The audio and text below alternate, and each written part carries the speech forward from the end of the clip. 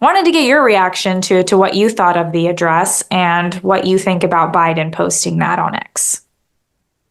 Yeah, that's an interesting. I mean, I like that you're pointing out that it seemed angry. There was this pent up. There was this. It wasn't pent up, I guess. It was coming out, right? This emotion in him, which didn't. It doesn't straight present as anger, but now that you say that, the morning after, that seems very correct.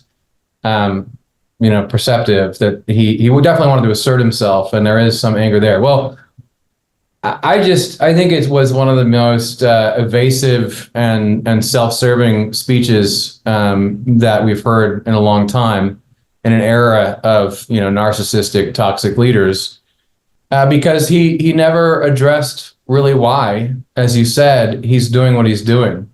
So there's no honesty about what was going on, why he was taking this step, other than make way for younger leaders. But of course, let's say you know nothing, you're an alien from outer space, and you're just watching the news for the last month, you'd say, well, this guy has been under pressure by everyone to resign and told them all off and said, no, no, no.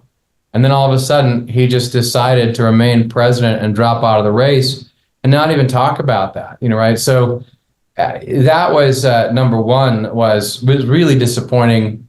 You could have at least said something and I think maintained more dignity and respect. More people would have been more sympathetic if he had said, I'm slowing down in some ways, but I'm not as bad as they say.